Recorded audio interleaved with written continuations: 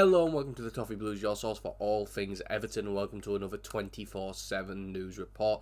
The headline news today comes from West Ham news site Clara and Hugh, and it's that Everton have showed interest in West Ham forward Michail Antonio. The 35-year-old is said to be a free agent this summer after failing to agree a short-term deal with West Ham.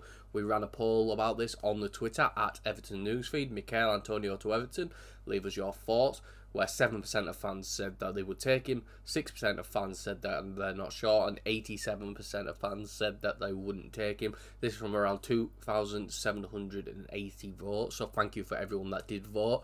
I'm on the negative side here. Antonio, I just don't see a world where he fits in at the club. I don't see a world where he plays consistently at the club. For the wages he might want, you could probably get someone of a much better calibre.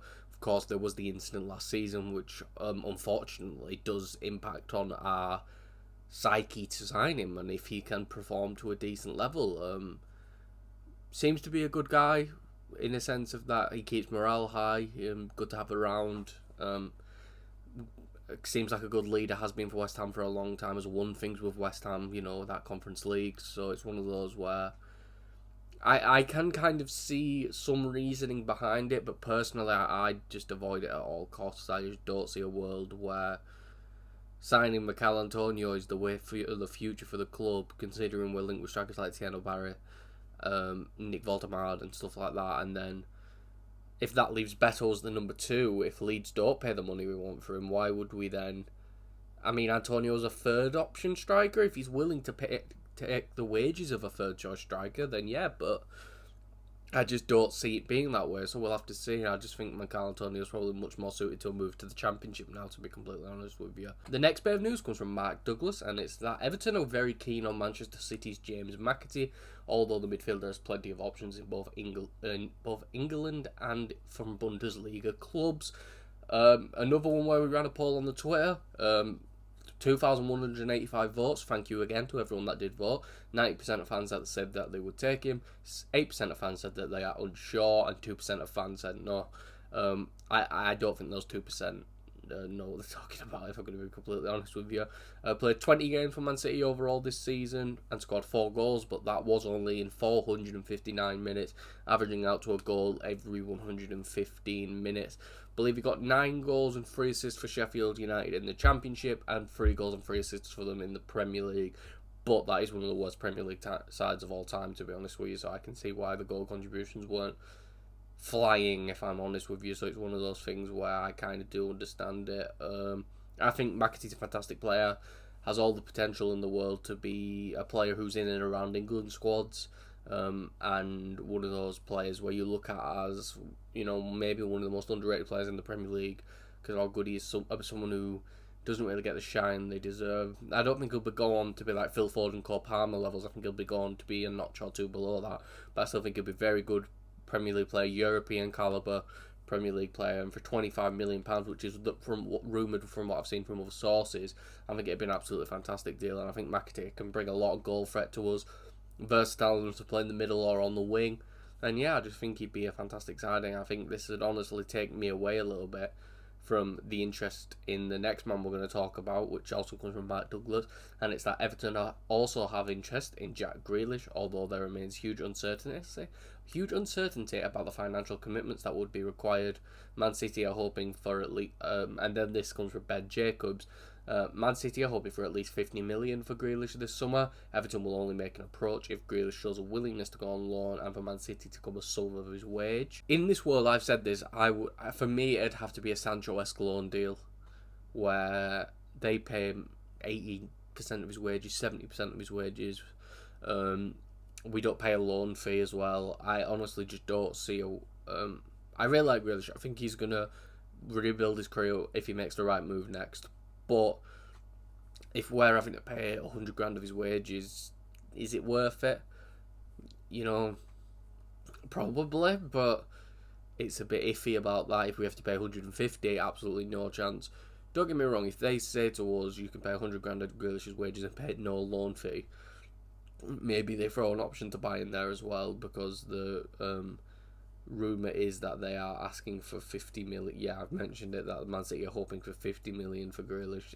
No, man, it's just, I think you'd be looking to get half of 50 mil, to be honest with you, right now.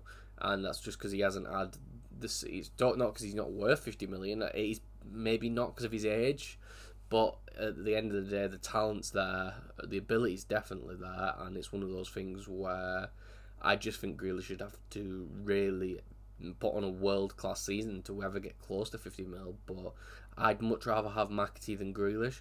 Would I take them both if possible? Yeah, I don't see why not. The more options, the better. I know we have just signed Charlie Alcaraz, but we don't have a right winger at all. We don't have cover for a right winger, really. I guess McNeil can play there. Alcaraz can play there, but they're not really cover for right wingers. I think Grealish could do a job off the right quite easily, to be honest with you. I think his play style doesn't necessarily dictate him to the left side, so it's one of those where I think he could do a job. But yeah, we'll have to see. I'm not too sure with Grealish the more that comes out, because I don't really think the club should be covering at least 300 grand a week wages on a lot of them, and especially with the rumour of McAtee, I think that's one we should be going in for as soon as possible, because I think he's got all the talent in the world, and to be honest with you, it wouldn't surprise me if he's in an England squad sooner rather than later. So yeah, that's my opinion on the two Man City boys. Moving on to another report from Ben Jacobs is that Everton, Man United and Al Ahly are all interested in Leicester City midfielder Wilfred Ndidi.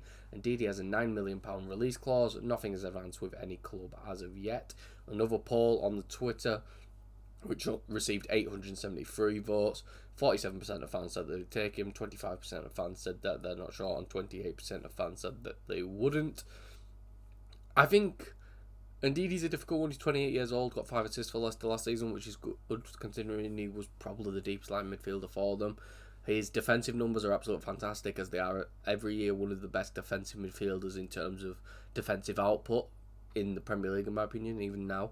Not as good as he was in those FA Cup winning years, in those 2018, 19, 20 for Leicester, around that period under Brendan Rodgers. I think he's fell off a little bit, but I still think he'd be a really good squad option. £9 million is not a lot of money. Premier League proven, has shown he knows how to do a job. Of course, a lot of it just depends on his wages. If Al Ahly are involved, probably going to be a lot, to be honest with you. I really like Ndidi. I think he gets massively underrated by a lot of people who will just look at players from other leagues and then just assume they're better, even though they have no Premier League experience, and I just think it's very silly, and I think it's just a typical thing of, it's a bit of arrogance, where it's, he played for a relegated team, he's been relegated twice, he must be crap. He's not Hall. We built the foundation of this new squad off of players who've been relegated, really, when you look at it. So it's an interesting opinion to think that when our best player got relegated, Dwight McNeil technically got relegated, I think. I don't know if we signed him that year, so he might have just escaped relegation, but so Jordan Pickford got relegated, and keep going and going with that. But yeah, I think it's an interesting thing to think, really. But yeah, I'd like Ndidi, but I'm also wary of where he'd play, in a sense, because he's not going to take a just a gaze role, and we don't really want two real 6-6s, if that makes sense, in the position where they're just going to sit there and do the defensive work. I think Ndidi's probably a better player than James Garner, but I think James Garner offers more going forward, in a sense, where he can get the ball, pick it up and move with it. I don't really think Ndidi can do that much. He can receive the ball in more advanced positions and then play a pass from there, but I think Garner's a little better with the ball at his feet. So I think if Ndidi came in, it'd have to be as a squad option, which again I'm not massively against for 9 million. I don't think it's a lot, but I can also understand if we explore our options and see if there was something even cheaper than that available. But the last bit of news today is that Newcastle have decided not to pursue Dominic Calvert-Lewin, and that comes from Lee Ryder from the Chronicle. And the Daily Mail reported that Everton striker Dominic Calvert-Lewin looks increasingly likely to leave the club after failing to agree on a new contract. Brutally honest, said this before, don't really care. I'm going to say this every time I talk about Calvert-Lewin. Wish the best for him. Hope all the best. Think he's been a fantastic servant to the club over the years. And I think the hate he gets is a little bit forced, if I'm going to be honest with you. But I just don't see a world where he becomes the club's starting striker with his injury issues and with external factors, really. I mean, it's not his fault, but at the end of the day, he's constantly injured. He can't get himself a consistent run of games, and when he does, he hasn't been able to find that form since Ancelotti, really. So it's one of those where If he would stay on reduced terms, I'd happily keep him. I don't have any of this agenda against him that some of the other fans seem to. But at the same time, I also understand that Beto's probably the better choice to start, and it looks like we are, intent on signing a striker, and then that just leaves Calvert-Lewin as the odd one out, because I think we should be getting Yusuf Chamiti alone, to be honest with you. So I just don't see a world where Calvert-Lewin fits right now, and I hope he could prove me wrong and find some of that Ancelotti form, but it's just not going to happen, isn't it? So wherever he does go next, hope for the best for Calvert-Lewin, because I'm not going to hold any sort of grudge against him. But that is all for this video. If you did enjoy, please make sure to like and subscribe. Follow us on Twitter at Everton Newsfeed, and follow myself on Twitter at CallumBrandon3. And I'll see you all for the next video and or live stream that I am on.